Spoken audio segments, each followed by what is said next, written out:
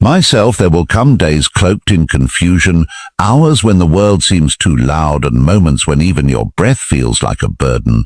In these times, remember this: you are not the sum of what happens to you, but the measure of how you respond. Look around. The world dances to the rhythm of chance. Fate unfolds without concern for our desires.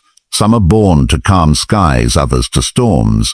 You cannot control the wind, but you can hold the rudder. Your choices are yours even when circumstances are not. Do not seek peace in the approval of others, for it is a house built on sand. Their praise is fleeting, their judgment unsteady. Instead, build your home within. Ask yourself, have I acted with honesty? Did I meet difficulty with dignity? Have I been kind without needing applause? Every obstacle you meet carries within it the seed of growth.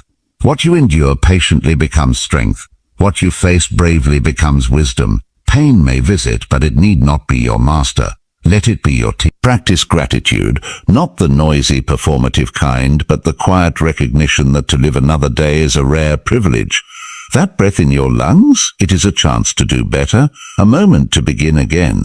Hold your temper like a sharpened blade. Use it only when reason calls, and never to harm. Be slow to anger and quick to understand. The one who controls their emotions is stronger than the one who conquers cities. Speak little, but speak truth. Listen more than you are listened to. Value depth over noise. The wise do not need many words. Clarity is found in silence well chosen. As for fear, it is often nothing more than a shadow cast by the future. It cannot touch you unless you grant it permission. Face it, and you will often find it crumbles. Myself, remember, you need less than you think. Strip away the excess and see what remains. What remains is enough. You are a student of the day, an apprentice to time. Waste neither. Live as if you were already the person you wish to become. Act as if each deed will be your last. Then you will live with purpose, not regret. And when the day ends, sit with yourself not as judge, but as witness. Ask not what went wrong, but what can be done better. Let each evening be a teacher, not a torment. These words are not to impress others, but to remind you, you already carry the wisdom you seek. Speak to yourself kindly, firmly, clearly. You are your own guide. Endure, reflect, grow. And above all, live. You cannot control the weather, the economy, the opinions of others, or even your own body at times. Illness strikes, people misunderstand you. Opportunities are lost despite effort. This is the nature of life, unpredictable, indifferent, and often inconvenient. And yet, within all of this chaos, there remains a constant, your capacity to choose how you respond. Your mind is your own. Your judgments, your reactions, your character, these belong entirely to you. You may not decide what the day brings, but you always decide what you bring to the day. This simple truth is easy to forget when emotions flare or expectations are broken, but it is the foundation of inner peace. When you give up trying to control everything outside yourself, you make room to control what matters most, yourself. Consider how often we waste energy wishing things were different, blaming others, or replaying scenarios in our heads. We try to rewrite the past with our thoughts, as if regret or frustration could somehow change reality. But the past is immovable. The only thing alive in this moment is your perspective. And here is the secret. How you see an event shapes how it affects you. Someone insults you.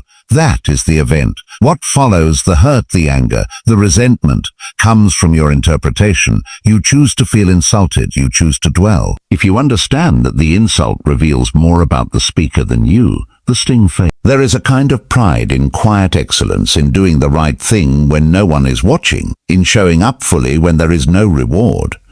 In these moments, you build something much more powerful than a reputation.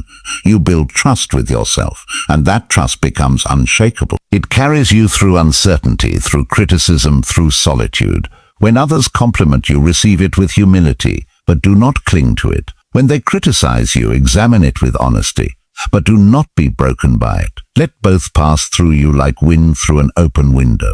Hold on to what is true, discard what is not, and keep moving. The person who knows their own worth does not need to announce it. It is in the way they carry themselves, in the consistency of their actions, in the calm they bring into a room. They are not loud, but they are felt. Not demanding attention, but commanding respect. This kind of presence comes not from chasing validation, but from no longer needing it. Approval is sweet, but clarity is sweeter. Clarity about who you are, what you value, and what you are building. You do not need a stage to be meaningful. You do not need followers to be worthy. You only need to be accountable to the voice inside you that knows the difference between what is right and what is easy. You must learn to look in the mirror and meet your own eyes without flinching. To ask yourself each day whether you are becoming someone you respect. This is the only approval that lasts, the kind that is earned in silence, not granted by applause. Adversity is not an interruption to life, it is part of life. It arrives uninvited, often sudden, sometimes subtle, but always with purpose, if we are willing to see it that way. Most people resist hardship. They ask, why me? They shrink from pain as if it were punishment. But hardship is not a punishment. It is a test, a mirror, a forge. It reveals what comfort hides. It pulls to the surface what ease never demands. When faced with challenge, your true self is summoned. No one escapes struggle, whether physical, emotional, financial, or spiritual. Every human being will meet their edge. Some collapse under the weight, others become hardened and bitter.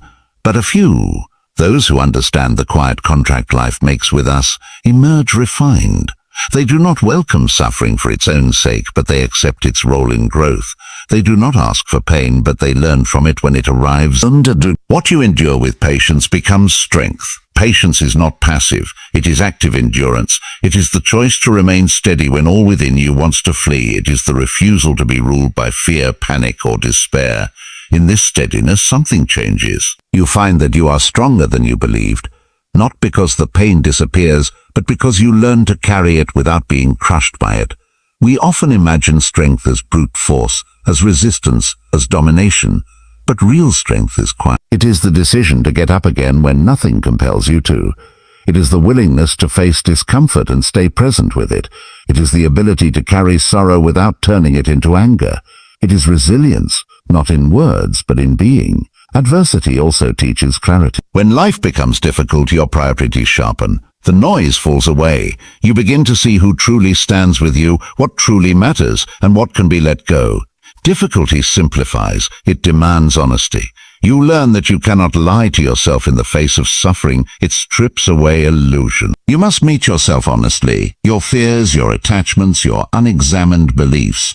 This meeting with yourself is one of adversity's hidden gifts. You become aware of your own inner terrain, what is sturdy and what is weak, what needs to be repaired, and what can be trusted. Every hardship is an invitation to examine and to strengthen.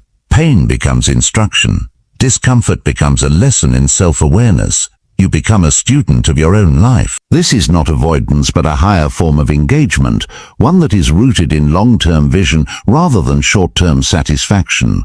To live with restraint is to live with intention. It is the refusal to be pushed and pulled by every external force. It is standing firm in the face of provocation, not because you are indifferent, but because you are grounded. You respond from principle, not pressure. Your choices are guided by values, not by the chaos of the moment. There is freedom in this discipline. You are no longer a puppet of your surroundings. You begin to create space between stimulus and response. And in that space you grow. You become less hurried, less volatile, less influenced by the noise around you. You develop presence, a calm clarity that others feel. And over time that presence becomes your quiet form of leadership, not through command but through example. Simplicity is often misunderstood in a world that celebrates excess. The accumulation of possessions, the pursuit of status, the race to be seen, these are mistaken for success. Yet beneath the surface, many who appear to have everything are burdened, restless, and anxious. Complexity becomes a cage built one desire at a time. True simplicity is not poverty, nor is it self-denial. It is the clarity to know what truly matters and the courage to let go of what does not. To live simply is to live deliberately. It means removing the distractions that keep you from being present. It means no longer chasing every opportunity, every opinion, every object that promises happiness but never delivers it. When you strip away the unnecessary, you begin to see with new eyes. When you stop measuring your life by how much you do and start measuring it by how deeply you live, everything begins to shift. You learn to say no more often. You learn to disconnect without guilt. You let go of the fear of missing out because you understand that what is meant for you does not require constant struggle. You no longer run from silence or space. You begin to trust that a simple life is not a small life, but a focused one. one that aligns your outer actions with your inner value. 4. There is a quiet ritual that separates the reactive from the reflective, the scattered from the grounded. It is the daily act of pausing, turning inward, and asking oneself what truly happened, not just around you, but within you. This kind of reflection is not indulgence, it is discipline. It is the work of examining the choices you made, the words you spoke, the emotions you felt, and the motives behind them. It is not done to criticize but to understand, to bring clarity to the often messy process of living. Reflection is the beginning of self-mastery. Without it, you live blindly, repeating the same mistakes, chasing the same distractions, reacting without awareness. With it, you begin to notice patterns, to see your habits for what they are, learned responses, often unexamined, that either serve your growth or hinder it. When you pause to reflect, you create space between action and understanding. And in that space, growth becomes possible. Each day is filled with moments that reveal who you are. Not just the big decisions, but the small ones. How you spoke to someone who disagreed with you, how you responded when things didn't go your way, how you spent your time when no one was watching. These are not moments to be dismissed. They are data points on your path of becoming. You need only to look inward with honesty and ask, where did I grow today? Where did I fall short? And what will I carry with me into tomorrow? This is how progress is made, not through grand resolutions, but through steady, conscious steps.